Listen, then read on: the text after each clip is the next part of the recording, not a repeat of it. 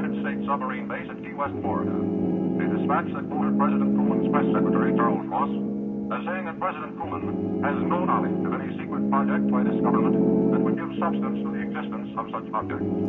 Ross also said that both the Air Force and the Navy deny that such objects exist. Sometimes it makes me nervous. Why? When you say, like, okay, you ready? And then recording, like, the recording notification comes on, like, 45 seconds later, and I'm like, fuck, are we gonna be fucked on this? Okay, so to clarify that, I do struggle to find it sometimes because I minimize our Zoom window so that I can look at you and at the notes, but it hides the record button, so I'll be like, let's do it! And then I have to, like, find the corner of the Zoom window and expand it, and then find the recording button and then click it. So it's usually just me and not Zoom. Zoom immediately starts recording every time. As long as it's just you, that's all that matters. I'm the problem. Absolutely. Well, good. That makes one of us. Hey, what's up? Hey, what's up? My name's Noelle, and I am, just absolutely drenched in a little bit of swamp ass. It's fucking 1,000 degrees out here, and I'm fucking dying. And I'm Chelsea. I am just sciatic nerve pain. And I also feel like I'm in a pool. Like, I'm hot and I'm in pain. And not even good hot. You know, we're not talking about the physicality of hotness. Well, absolutely not. I mean, absolutely not. You took a picture of how shiny my forehead was because it, like, was looking into the face of the sun. That's how hot I am. I look like if you took the skin that was removed during a circumcision and crunched it all together like an accordion. That's what I would look like. I look like one of the bodies on the walls in the cave of Jeepers Creepers, just dehydrated and stiff. Oh my god. But that's fair. I'm glad we're both miserable. Mm-hmm. Yeah. There's nothing cute about any of this shit going on, I'll tell you that much. Oh, look at the forehead shine is back. If I hit it at the right angle, it really does look like there's a white hole punch right in the it looks like you're forehead. Fucking bald when you hit it at the right angle. It's incredible. And I don't even have a good personality to get me out of it, so whatever. Same here. Look at us struggling. Bald thumb head. She's this is speaking about myself, so you don't get it twisted. I would say she's a 6, but her personality's a 2. Yes. I really resonate with that. You know what I mean? I'm like probably the most like solid 6.5 you've ever seen in your goddamn life, but personality is a used condom found on a sidewalk. See, I would say, I can't say I'm a 4 because I have a problem with that number intrinsically, but I'm not going to go higher, so I'd say like maybe a high 3. My personality is a person who's perpetually tired and doesn't like to carry on conversations unless they interest me specifically, so really I'm a 2. Ooh, that's a good one though. That's a good, I get that. I get that though. It's hard. Like, if people are talking golf around me, I want to be like, so what got you into golf? And they're like, played it when I grew up, like, you're like, I don't fucking know, man. Do you stand on grass, I guess? It's like so hard to carry on a conversation on that sometimes. Yeah. No, I feel you. You could honestly pivot though and be like, so what do you think about the Tiger Woods? Yeah, I was just gonna say. So what, you support people who cheat on their wives and still get sponsors? When did that happen? Like in fucking 2009? Oh, probably even 2010, maybe? I don't know. Time? How many times has Tiger cheated on his wife? 120 women! Oh my god. During their 5-year marriage? When did Tiger Woods? It was in 2010. It was in 2010. Elle. Her name is Elle, right? I don't know. November 2009 is when they reported on it. Damn. 120 women. Here's the thing. Here's the thing about history and how it is doomed to repeat itself when we forget. I saw people talking about, like, isn't it weird that we were, like, so obsessed with, like, Tiger Woods cheating on his wife? And I was like, you know what? That was weird. That was weird. My brain forgot the fucking meat and potatoes of the story was that it was as many as 120 women in a 5-year marriage. As many as. Like, there could be more. Yeah. That, you know what? Glad we talked about it, and we should still be talking about it, honestly. He's been canceled for me since that happened. I don't fucks with that. You want to know what? I also don't appreciate Gwen Stefani and her swollen husband for what they did either. I don't remember. Was that the country girl? The, Yeah. You don't love you Blake like Shelton. tequila. Yep, that one. What's her name? Tequila does. Miranda Lambert. Yeah. Miranda Lambert. I'll never forgive them for what they did to ML. Neither will I, honestly. So. You know, weren't people upset with Tiger Woods' wife because she like threw an umbrella at his car or something? Oh.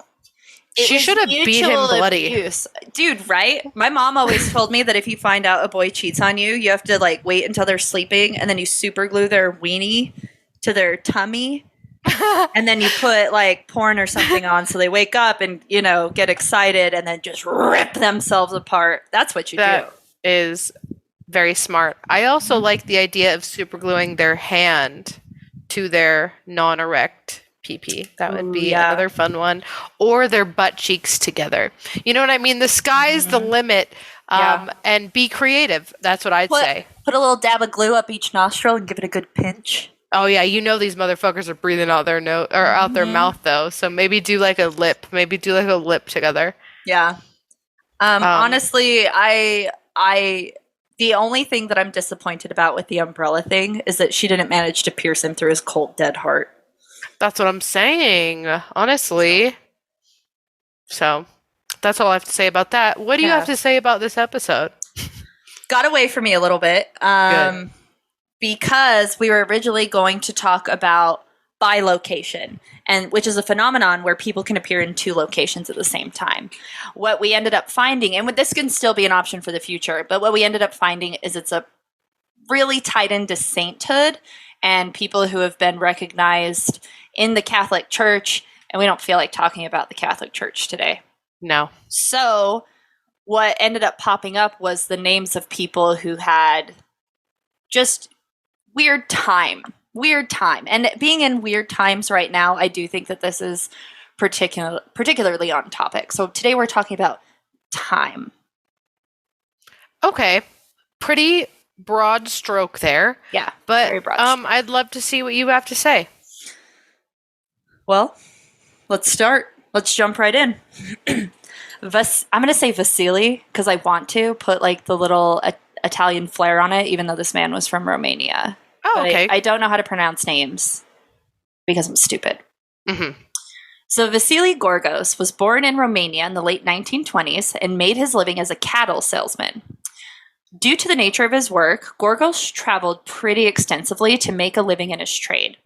So it was nothing out of the blue when, in 1991, the 63-year-old farmer told his family that he was going to go on a business trip. I would like to apologize because no, it's fine. I just did some math. Like, why is a It's fine. 63-year-old working? Well, I get that because our world is in shambles and, old people have to have jobs and create economies still because we live in a hellscape nightmare. A retirement. But it was more of the fact that it was like we were talking about the 1920s and then all of a sudden we got to 1991. Yeah, because he was born in the late 1920s. Yeah, and then I answered my own question. Mm-hmm. Just with math. Just with a little bit of math. Yeah. By being like, okay, that makes sense now. We did a little bit of time traveling in two sentences, and I just wasn't ready for like 70 years to pass. You know what I am? That's actually a really good point. There's going to be some time jumps in this episode. Okay, I'll just prep myself for it like I just did. Yeah. So get out the calculators, guys and gals, because we're going to get confused. So nothing was too unusual about him taking a business trip. He had made the same excursion dozens of times over the years. It's how he conducted business. He would follow the same route where he would purchase a train ticket and then he would spend the day bouncing from like one farm to another or like one business to another and essentially being like, how many cattle do you want to order for this year? super common. People would be like, I want to order 3 heads of cattle. He'd be like, perfect, bounce to the next one. So it wasn't he wasn't like a rancher where he was like literally driving cattle. He would just go and take the orders throughout town and then come home. He was already established in the area. People would just order meat from him. He would make sure that he had the amount of meat that they needed. Well, this time on this trip, Gorgos never came home. His family was immediately worried since he was a pretty routine man, and there was no reason for him to alter trip plans and delay his return since his course was already set in stone by the train's route throughout the countryside. Like, you cannot deviate a train to go somewhere else. And it was just going on a loop. So they immediately alerted the police, who, despite their best efforts, probably not their best efforts. Yeah, despite giving 2% on a Wednesday afternoon when they had nothing else to do. They just concluded that he was gone. Like, oh. And his family, burdened with the trauma of his disappearance, could only assume that he was a victim of foul play, and hopefully his murder would be eventually uncovered. So year in and year out, they held a memorial service, hoping that the annual reminder to the public would keep Gorgos' disappearance fresh in their mind so that this wouldn't become yet another cold case. And they did this every year for 30 years. God damn. 3 decades of misery as they wondered if they were simply abandoned by him or if their beloved patriarch was the victim of a nefarious crime and would never be discovered. So let's bounce forward to August 29th, 2021. Okay. Gorgos' family was surprised to wake up and see a car was sitting in front of their home. They did the thing that like all nosy people do, where they peek through the blinds wondering like who the fuck was in their driveway. And slowly, a 93-year-old man got out of the car and they were all in shock. Because after 30 years of no contact, Vasily Gorgos had returned back home. And what should have been a heartwarming moment of reconciliation soon turned into confusion on everyone's part. Because while the family thought Gorgo had been gone for 30 years, the old man thought he hadn't missed any time at all. But he showed up looking like a 93-year-old old man? Ish. He came home wearing the exact same clothes he had been wearing when he disappeared in 1991. He still had the train ticket in his pocket. And when his family asked where he had been the entire time, he kind of like looked at them like they were weird. And he was like, home? Like, where else would I have gone? So quickly they took him to the hospital to make sure he wasn't suffering from like head injuries, a sort of dementia, like Alzheimer's. But he was given a totally clear bill of health, like as clear as it could be for a man who was 93. There was no head injuries that they could find. So while he was definitely gone and had aged 30 years, the man maintained he had not been gone at all. In fact, he could even remember the minute details from the day of his disappearance as if he was just recalling them from like a few moments ago. Like, no, remember you were wearing this and you said this, we had this for breakfast, and then you did that, and then you were planning on doing this with the rest of your day. Like, what are you talking about? I remember everything. Like, definitely not 30. It hasn't been 30 years. Like, he was able to describe the layout of his house, family details, all of it. The only thing he didn't remember was the last 30 years. Jeez. So you might be thinking, like, maybe he just walked out on his family, and now that he was old, he was coming home for them to take care of him and wanting to cover his tracks. That is exactly what I was thinking. I was thinking, like, he probably wrote this all down and was like, one day I'm going to have to remember all of these details and all of these things. So when I'm done fucking this 23-year-old and she's taken every penny I have, I can go back to my sorry family and they'll take care of me in my old age. Yeah, but you would think that if that was the case, that the vigil that they held every year for 30 years, that someone would have recognized him because they covered not it if he has media. a good disguise. Not if he left the country. Maybe. Yeah, you're absolutely right. There's a lot of things that it could just be that he was a fucker. But there's also a lot of mystery here too. Like, he has maintained his story. The fact that his clothes were the same. You could even try to dismiss him holding onto the same train ticket for 30 years too. But even the neighbors noticed something was a little bit up. Because the day that he was brought home, like, he wasn't driving himself. He was dropped off. And the second he got out of the car, like, the car door slammed and that person took the fuck off. Nobody was able to get, like, a description of the driver, no license plate, nothing. And they have never been able to find, like, who the mysterious driver was. Who did he say it was? Did he say? No. He was like, I've been home. He didn't even remember getting out of the car? Mm-mm. Got out of the car, and they were like, where were you? And he said, home. Like, I've been here. His train ticket wasn't stamped. A little fishy. Yeah. So, some of you may have seen the announcement that we made on our Instagram story about the Hadron Collider being reactivated. So, a little bit of a pivot here. We're going to dive into this. So, the Hadron Collider is located in Geneva on the Swiss and French border in Europe. And essentially, it is a particle accelerator which is used to test theories in physics. And that's basically as much as I'm going to go into it because I don't want anyone explaining particle theory to me. Oliver, I'm talking to you directly right now. Unless you ask me to, and we're in a hot tub. That's a Patreon exclusive. So now we have talked briefly about the Hadron Collider before on our Portals episode. Yeah, and we talked about how they said a seagull dropped a baguette into it, and that's why they turned it off. Yeah, and they just barely turned it back on after years. They got that baguette out. Yeah. So in 2012, most of you will remember that this was the year that the Mayan calendar ended, and everybody thought it was going to be the end of the world. I didn't. I Just did. so you know. I did? Oh, I was still drinking the Kool-Aid even back then, man.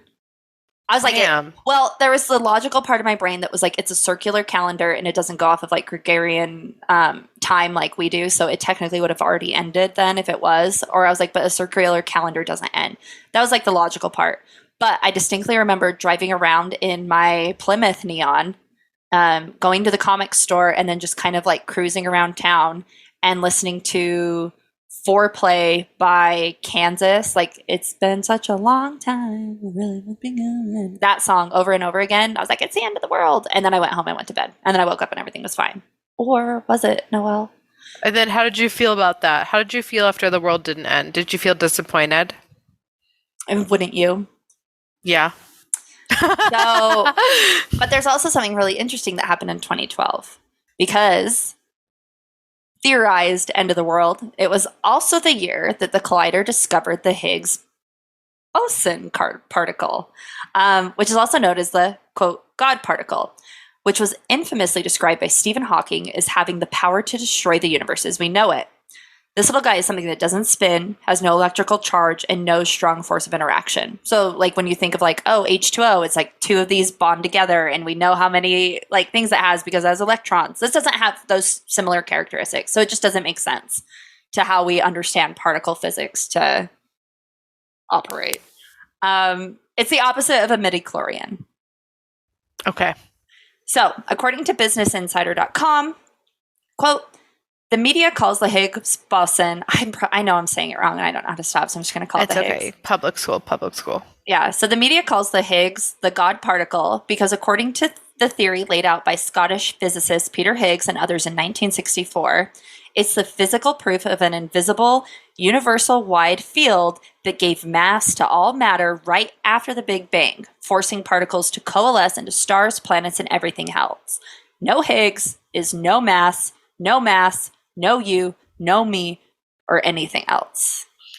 Ooh, I do kind of like that. Isn't that fun? Yeah. Take a little sippy sip there. So there are a few conspiracies trying to explain why the world has gone so downhill. And people we all know. Yeah. We all know. And people are making the case that it's the Hadron Collider and the Higgs particle are part of this. Because portals... Was the Higgs particle found at the scene of the assassination of Harambe? Do we know? Yes. Because if it was, it all makes sense. So the interesting thing is like as soon as they discovered the Higgs particle, they started fuxing with it, right? Like trying to do all these tests and things on it. And people are saying this is about the time where we really started seeing portals come into play, the Mandela effect, and, you know, Mandela? Isn't it the Mandela effect? Mandela? Isn't it the Mandela effect? Hold on. Probably youtube.com. Or how do you... Right? Are we experiencing a version of it right now? Yeah. I experienced one earlier when somebody was saying Borat says king in the castle. And I was like, Borat says king of the castle. It's I was king wrong. of the castle. It's king in the castle. That's insulting.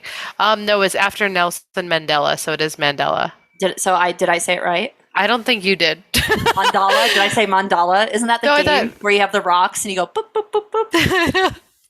Or is that Mancala? I don't know. Say it again correctly, because I already forgot. Mandela, like Mandela Nelson effect. Mandela. Yeah, that's right. It comes from. I know what it comes from. I just have a smooth brain. It comes from the phenomenon where some people remember having vivid and detailed We're about to go memories into that. of news coverage of the South my God, African it's like- anti-apartheid leader It's Nelson like 9,000 degrees in this Mandela room, and dying all I've in been doing prison. is sipping on wine for the past 2 Okay. hours. Well, So I need you to relax. Mandela. Nelson Mandela. Just say the full. Mandela. Just say Nelson Mandela effect. Okay, so Nelson effect are likely the side effects from scientists trying to play around with the fundamental components of space, time, and reality. So if you ever have that off feeling that you're not existing in the right way, many are explaining that the cause of that is you might not be in your original reality. And how you know you're not in your original reality is when you experience the Mandela effect. So famed conspiracy theorist David Icke once described parallel universes like a radio. So we may be listening to one station, but the radio gets bumped and we get put on another channel. It doesn't necessarily mean that our original channel isn't there anymore. We just aren't tuned into it. So reality is our existence. Mm-hmm. Reality is our channel. The Hadron Collider is the bump that is changing channels on us. So in essence, once our reality is being tampered with, it is retroactively changing our timeline. So similar to Gorgos's disappearance and reappearance, there are other examples of these changing stations leaving residue in our memory. There is a TikTok account I follow that I've mentioned before, where a man claims that he is fundamentally aware that these realities have shifted for him, and he uses the Mandela effect as a way to compare our universe to his. And while this effect does seem to impact a massive group of people, like for example, Berenstein versus Berenstain, all at once, there are also cases like Gorgos's where only one person is impacted, and then the rest of us are just left bewildered and beguiled. You know, I have been seeing like a bunch of people talking about like how, I don't know if this would be related or if you've seen it, where it'll be someone doing like a video and they'll be like, last thing I remember, I was 8 and then I just woke up and was 30 and driving to work. Yeah, that's 100% the same thing. And a lot of people are like, this didn't start happening, was not necessarily documented really. Like, we have to attribute it to the Hadron Collider. And what makes it hard, too, is, like, some of these cases happened before the Hadron Collider, you know? Mm-hmm. But it's like, is the Hadron Collider causing these problems? And with everything going on right now, you know, there's been that joke of, like, why does it feel like our reality is getting fucked up because someone keeps going back in time trying to fix it? Yeah. Hadron Collider. Like, people might be fucking with our timeline by, like, shit that they're doing in the future. Retroactively. It's very confusing. Like, don't think of time as linear. Think of it more like a donut. And like, if I take a bite out of my donut and like a chunk, instead of like the food getting into my mouth, a bite comes out of the back. Like, that's kind of the best way to describe it. Like, even though I'm biting the front, the food is coming from the back. Yeah. Very weird. So another example of like someone's timeline getting messed up is the man from Taurid. So at the Haneda Airport in Tokyo, Japan in 1954, a man got off his international flight from Europe and claimed he was excited to visit the country as he had done many times before. He had multiple currencies on him and spoke mainly French, although people noted that he seemed fluent in several languages, including Japanese. So like any international flight passenger, the man headed towards customs to get his passport stamped and then exchange currencies for his trip. Now here's where the confusion started. As the man handed his passport over to the customs officials, as was part of the routine, they were really confused as home country said Taurid. They asked the man to produce other documents, including his driver's license, business papers, and even bank statements, all of which said the same thing, that the man was indeed from Taurid. So, confused, the guy explained that it was a small country situated between Spain and France, and said it has history going back all like 1,000 years. But everyone was really confused because the customs officials like tried to look it up on their maps. They were trying to like find it in their databases, like the records that they did have at the time. But they were telling this guy like this country never existed. But the paperwork from the man suggested otherwise. And he was even arguing, how would I have gotten here into another country if my passport was not valid? Like they wouldn't even have let me on the plane. And they were like, we're telling you it is not fucking valid. And he's like, but I came from Taurid. So, unsure of what to do, he was taken into custody with immigration and all his paperwork was confiscated. And worried about espionage, especially in the 1950s, they also stationed a guard outside his room, just being worried that the man could have been a spy. So the next day, when officials came to interview him further, they walked into an empty fucking room, 100% devoid of any evidence that the man had been there at all. And while the room did have a small window, it was extremely unlikely that he was able to have a viable escape route from here, since there was no balcony or no ledge for him to exit on. And if he had tried to leave by those means, he just would have died. He would have fallen to his death. And there were a few theories here, but none of them really explain the mystery of Taurid or the man claiming it is country of origin. Yeah, because I would just say this sounds like a McLovin situation. Yeah. He just made like a phony passport and got fucked, and they made up some fucking fake ass name. Which could be 100% a theory, right? But all the documents that they had confiscated from him also disappeared. So then you would have to make the argument that did he steal them back? Did they lose it?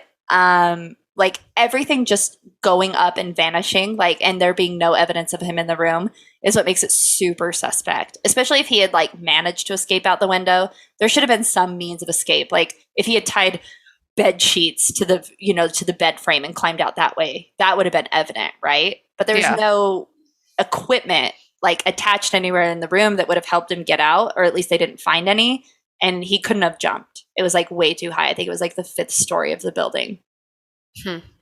So he was never found. And like we said, all of the documents disappeared from the airport and customs, everything that they had confiscated. So of course, the juiciest theory here is that the man was indeed telling the truth and had for some reason or another temporarily shifted from his reality into ours before bopping back into his own dimension, likely attributing his strange encounter as merely crossing paths with inept airport officials. Yeah, I mean, that's another thing. TSA loses things all the time, so them losing his documents isn't that strange to me. Maybe American TSA, but I feel like Japan in the 1950s was like on the ball. Maybe. Especially like not wanting spies to come into the country and like tear them apart from the inside out.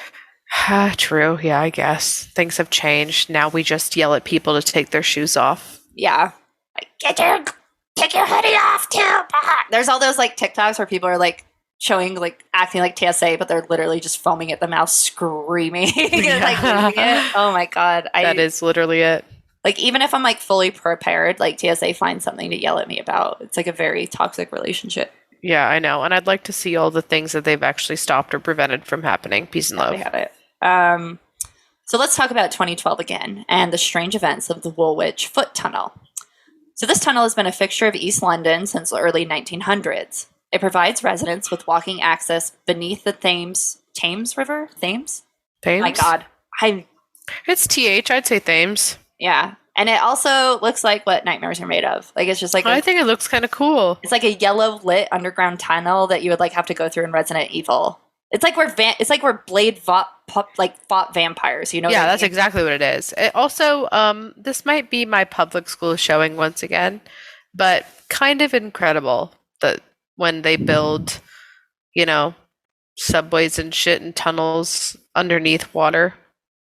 No, I think it's amazing too. It is incredible, isn't it? It's almost more impressive than like a skyscraper, I feel. Yeah, because we're moving Earth. We're not putting frosting on the cake. We're making the fucking batter. We're going under the batter. Yeah. We're putting a plate under an uncooked cake and somehow keeping the cake everything together. Yeah. Yeah. Yep. Insane. Crazy. So the foot tunnel was temporarily shut down in 2011 to make some minor structural repairs. So essentially they wanted to make cosmetic changes to make it appear a little less leaky and dingy and cause less ominous concern when walking through it. And what should have been a relatively short job extended into a year and a half of consistent delays that people are having a hard time finding good explanations before. And it's not just necessarily like because construction is slow. There were some weird things happening here. So, according to portalsoflondon.com, a time anomaly, from the perspective of someone who experiences it, involves a clearly defined part of landscape or architecture in which time stops. Years of study into such phenomena has proved largely fruitless in terms of explanations, and even less so when it comes to predicting when and where they might arise. There is some anecdotal evidence that temporary spaces, or spaces temporarily under a different use, lend themselves to time anomalies, and which the Woodrich event would appear to support this. So some of the anomalies that these workers experienced would be spending a full 8-hour day working in the tunnel, only to come out to go home and realize only 5 minutes had passed on the surface. Oh, baby, does that happen to me every fucking day of my life? Yeah, same. I'm always working for 8 hours only to have 5 minutes pass. Yep. Another thing that would happen is a worker would go into the tunnel and they would immediately see them pop up on the other side of the river in seconds, where it's, you know what I mean? It was like walking through to the B terminals at the Salt Lake airport and like, whoop. Could you imagine? Oh my God, I wish. So, Noelle, I'm going to ask you to read this part. It is so long and I would apologize, but I hope you do the whole thing. It's like it's like 2 pages of story. Jesus fucking Christ. I really hope you do it in a British accent. There's no way I can for this long. But this is the actual quoted account from one of the people who worked on the tunnel. Oh my fucking God, this is a book. I cannot do this entire thing in a British accent. Are you fucking crazy? This is 3 pages. I've done this entire thing in an American accent. You know how hard my British accent is? You know what it does to me physically and emotionally? I need you to like put the theater of it in here so that I can at least put music behind this and make it like, God, this is a nightmare. I think it literally is like 3 pages. I think my lungs will give out. What page are we on right now? We're on page 5. I've just done 5 pages of reading. Yeah, but not in a British accent. Okay. I'll try to do it as long as I can until I give up or I pass out. Jesus Christ. I forget what a British accent sounds like. It's like top of the morning. No, the fuck it is not. Okay, maybe it'll just be kind of newsy. It's fine.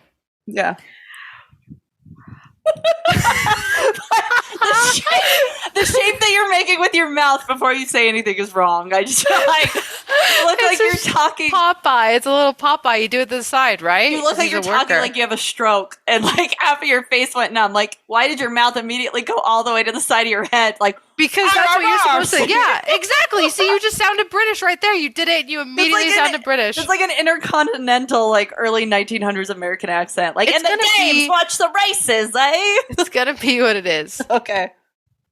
Shut the fuck up. You stupid bitch. I can't do it. Don't make me laugh while I'm drinking. I'm gonna die. Oh my God, I'm just dreading this 3 pages. Okay. Shut up! Shut the fuck up. Shut the fuck up! I can't. I don't know what to do. I can't do it if I see you and I hear you. My mouth was so full of water. I was gonna choke. Okay. I was one of the first ones to experience it. Is that Irish a little bit? I'm trying to get my face off camera. I was the first one to experience it. Right? That's kind of all they do is yell, right? Yeah, you do sound like just do it in an accent. I think that's what it's going to devolve to. We were working from both ends, as it were, and had tents on both sides of the river. Is that good? It's really good.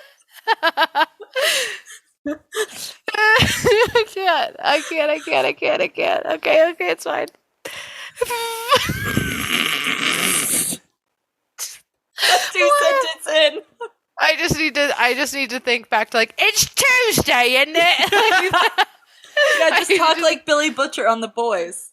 Get that in. It's Tuesday, isn't it? It was pretty basic. If you wanted something from the other side, you just had to walk it through the tunnel. Anyway, the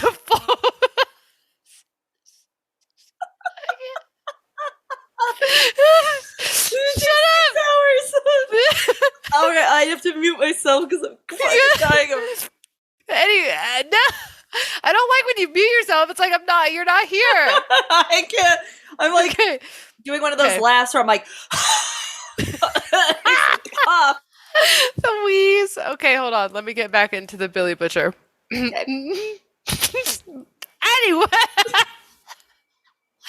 Anyway, the foreman's on the other side, and he radios to ask me across. So I walk through the tunnel, the long walk, we call it, funnily enough. And it's slightly spooky because no one else is down there. They're all working on the what? The lift shafts. Shafts. That's what it sounds like. That's what it sounds like with an accent. And I get up on the other side, find the foreman, and his eyes nearly pop out his head. Says he only radioed like a minute ago, and how did I get here so quick?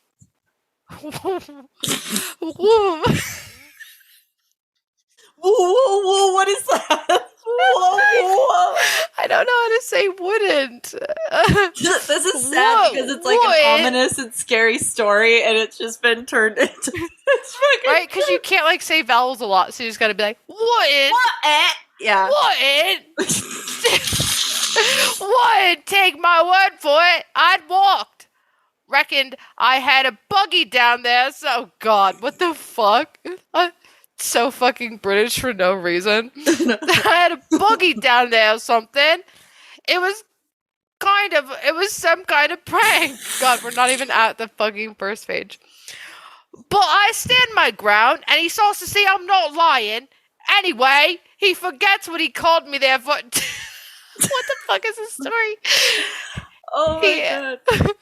He gives me this big red plastic box. Yeah, we're all giving men big red plastic boxes. Am I right, ladies? I think you did give it a good try. Okay. You can go to regular reading if you want. But, so that I was, there's just like some words that are hard to pronounce. like so yeah, like what? I was like, what am I gonna pronounce? Watching you lean in and going like, whoa. Are you trying to say British people can't stutter? You fucking trying to say Hooked on Phonics failed you as a child.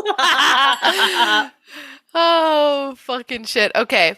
So he gives me this big red plastic box, tells me to walk back over and hold it up for him when I get to the other side. So I head back down, the lonely walk back, thinking, shouldn't we be getting on with some work? Valid. When I get to the top, I wave the red box in the air, and the radio foreman, you just left me, he's saying, no more than a minute ago. That's when I start to feel a bit weird. My initial feelings was I was pretty freaked out by it all. But once everyone had experienced it, it was amazing how quickly it seemed normal. It became like a joke. It was a laugh, a source of giggles. Me trying to hit my 500 word count on an essay. It became like a joke. It was a laugh, a source of giggles. I love humor. Someone said we'd invented the teleporter and we're all going to be rich. The foreman stopped trusting watches and phones while we were down there and took to using egg timers. A few of the young agency lads tried to claim extra on their timesheets. That was the thing, though. Time froze when you were down there. If you were down there for a full work day fixing the tiling, you'd basically finish work, come back up, and it would still be morning, which was great at first. I don't live in London, so I did see a lot of sightseeing. Cutty Sark, the royal palaces, but then when we realized how knackered we were. Yeah. Knackered? I don't even know what he's trying to say there. Let's look it up. Knackered. I fucking hate when they give an example of what a word means by putting it into a sentence. Yeah. Speaking has really knackered me out. What does that mean? That doesn't help. Tired? It's tired. Yeah, to tire someone out. Good. That was whew, look at me. It never really occurred to any of us to tell anyone about it at the time. It was like, who would believe you? You didn't even believe it yourself. Plus, it was such a wheeze. Jesus Christ! Again, why? Why would you? Okay, it's like I'm also whatever. wheezing, It so was like painfully fucking British. yeah. I think there was a feeling that as soon as head office was onto it, the whole thing would be over. No more fun. People started experimenting. Some of the guys camped out in there to see how long they could. 3 days and nights it was, and they still came back at the same moment they'd left. That freaked the site manager out, though. He was having a nightmare with the times tables as it was. Me too. I really struggled with doing my times tables when they were timed. Like when you had to do like, okay, now do all your like 5 times tables in less than 5 minutes. I think it's sweet that you're thinking times tables like multiplication and not timetables as in as in filling out a time card. They both can be correct. The biggest problem was making sure that if anyone from head office came down, it wouldn't look like he was sending people home 10 minutes after they'd logged on, although that's exactly what he was doing. Anyway, he soon put a stop to all the mucking about. Not before I had my own very strange moment, though. One thing we couldn't get our head round was how the two sort of time places a guy was in seemed to be happening at the same time, as it were.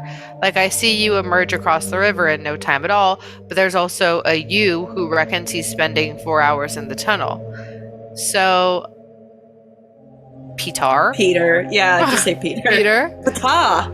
this Bulgarian lad, thought of a little experiment. One morning, before anyone else is down the tunnel, he ties a long rope around his waist and hands the other end to some of the guys. Then he sets down the tunnels, see? And I'm to follow him down as far as the bottom of the stairs and then stop and watch him walk down the tunnel. Don't put your feet off the stairs, don't step in the tunnel, he told me, and I didn't.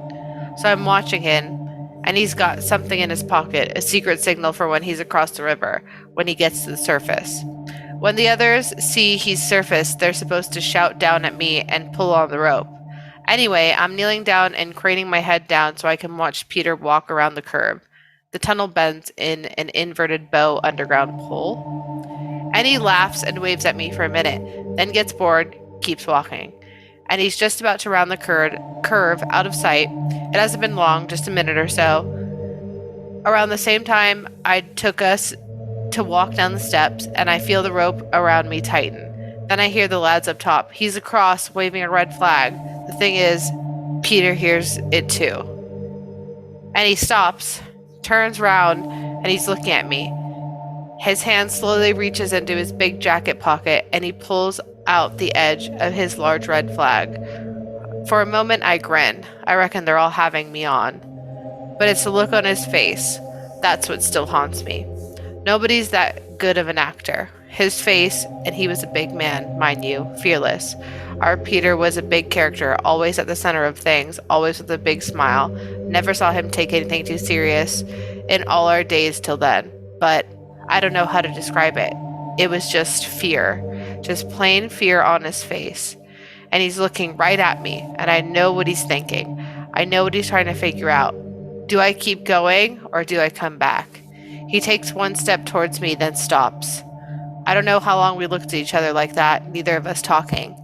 Then, in the end, he turns around again and carries on out of sight. Well, I'm up those stairs like a shot, and when I get up top, there he is, across the river, unmistakable even from the distance, red flag in one hand, other guy's arm around his shoulders. Anyway, I didn't like that. That freaked me out, that did. Peter didn't talk about it much. Nobody spoke much about any of it after that. The jokes kind of came to an end, and we just got on with the job. Tried to ignore it. Isn't that insane? So he was saying like there were two guys. Yeah, because like the one guy was in the tunnel and he could still kind of see him, but he went around the bend to kind of where he was out of sight. But then immediately they're like, he's across. But Peter in the tunnel was still within earshot. He was still there, and he looked at him and showed his flag. And so there were like two versions of him. Yeah, which is it was like he got split between the time jump of when he was able to cross the river, but was also simultaneously in our timeline. Like he was being put into two different spots in the anomaly. Spooky. And, this reminds me of like all the shit where people disappear and then they pop back up, and what's First of all, the stiff British upper lip. Like, if this was happening, I wouldn't be like, try to ignore it. And it is super hard to dismiss that the collective experience that all these men had when they were working on the tunnel. And even stranger is that they started this project in 2011, and when stuff started to get super weird, it matches the timelines exactly when the Hadron Collider found the Higgs particle and started fucking with the timeline. Yeah.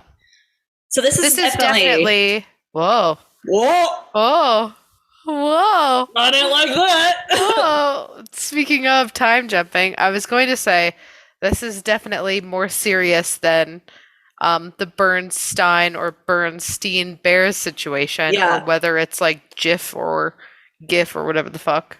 No, peanut butter. GIF. I'm talking about the peanut butter. I don't remember what it was. Or even the Fruit of the Loom having a cornucopia with it, or if it was just fruit. Like all the stuff that you remember where you're like Looney Tunes being spelled TUNES and not TOONS. Yeah. Or even like Fruit Loops, like fruit spelled FROOT. Yeah. Absolutely insane, right? Like, and it kind of gets a little bit scary, especially when you consider the fact that they've turned this back on. And with the state of our world being like significantly more trash than in 2012, I wonder what kind of anomalies we're going to start seeing again. Maybe we're already seeing it. That's why everything's so fucking shitty. 100%. And I've been following this thread where people are onto it, and they're like, everybody start documenting like the Mandela experiences that you're seeing. Start documenting weird time stuff, weather anomalies. A lot of so definitely people need to start keeping an eye out for it. Because I'm sure that weird stuff's going to start happening. We may not stumble across it right away, but I'm interested to see what's coming, especially if the Hadron Collider does have the ability to like really fuck with like the particles of time and our existence and mass and the very things that created the universe that didn't exist before the Big Bang. Yeah. Or we don't understand how they existed before the Big Bang. I hope something creepy happens, or at least I hope I get blipped into a different dimension, because I'm really sick of this one. I love the ones where it's like, if infinite dimensions exist, then there's one that exists where I slapped your bitch ass. I love the petty ones where people are like, it's like so ominous at first, and they go into like all the scientific theory. What are you doing? Why are you breathing into your microphone like this? Have we gone into another dimension already? I don't know. There you go. So when I laugh too hard, it triggers my asthma, and I think I laughed at you too hard. So now I'm just like trying to breathe, but I can feel my throat closing up. So I'm just like, I definitely need to take some medicine. But luckily for us, there is going to be a part 2 to this. So we're not done yet, but we are done for now. Cool. Good. There's not going to be any resolution, unfortunately. It's just going to be more experiences like this fucking foot tunnel that I didn't want to cut out because I was like, these are insane. Yeah, that's fucking crazy. Mm-hmm. I don't need resolution sometimes. I just need more chaos. And I think that's what this is going to give me. Yeah. So for those of you who are maybe like less astrology oriented and don't want to blame Mercury being in retrograde, I hear you. I feel you. Blame it on the Hadron Collider fucking with the Higgs particle. Blame it on the particles. Honestly, seems about right. Yeah. And they flipped this shit back on July 5th. I feel it. I know they did. I felt it the moment it happened. I felt it in my bones. Yeah. So really excited to see what fresh hell they have in store for us. The only thing I can recommend that you do is get a baguette and throw it back into the collider and make them turn it off. We're going to have to make peace with the robot birds surveilling us, and we need to get them in there. We need to get some beaks on the ground. Yeah, straight up. We need to get beaks on the ground. We need to get beaks on the ground, and we need to get a furry dressed as a pigeon to then drop multiple baguettes in the collider. Because I bet they've probably made it so like one baguette won't take them out anymore. Yeah. Speaking of furries, Noelle and I might be guest local media at FurryCon. So keep an eye out. Because I sure hope. You know what? I am genuinely fucking excited. I want to go so damn bad. I do hope that I sent in all of our statistics. Like they like to see. They want to make sure that you're not doing a podcast to a group of 2. Mm-hmm. So I was able to send in like our statistics, and also thank you everyone. We're number 7 on Podomatic right now in comedy podcasts. So I think that might help get our foot in the door. Fingers crossed. I want to go to FurryCon so bad, and I want to get. Oh my god, I want to get cute little fuzzy earrings if they have them. I'm such a bitch for merch. I just want to go shopping, and I want to talk to people, and I want to like genuinely get the experience. I want to know what the furries are about. Yeah, I would love it, and I want to like. I have questions for them. I want to, yeah, right. I want to explore the innocence that is the furry community, but I also want to explore the salaciousness of the furry community that we all. Yeah, I do have some questions, comments, and concerns for them. So I hope that we get to do it. Yeah, and God, I hope so too, because I almost wonder. Like, part of me is like, I almost like want to buy a ticket to go because it's local. It's in my hometown. Peace and love. That sounds so scary. A furry con in Layton. Yeah, it's where I used to. I believe it's at the Davis Conference Center, which is where I used to do Derby in 2010. Jesus, cursed venue. It's actually like super nice. It's called Anthro Weekend. Excuse me? Anthro. Why? Like. Why? Anthropomorphic. What were those books? Animorphs? Animorphs? They're just playing off Animorphs. Because when an animal acts like a human, you say it's anthropomorphized or anthropomorphized. I'm fucking struggling. What is this? Furry Convention. Anthro Weekend Utah 2012. Furrycons.com. Do you see awu2022.sketch.com, and it says the curse of Awubis. The curse of Awubis. Oh my fucking god.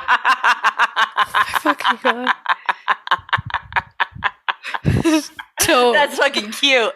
That was cute. They're doing a lagoon amusement park trip. God, why is it so hard to get information on this? Like, you click on the Anthro Weekend and it just says like it exists, but like, where do you get ticket information and things like that? Are you also struggling? Yeah.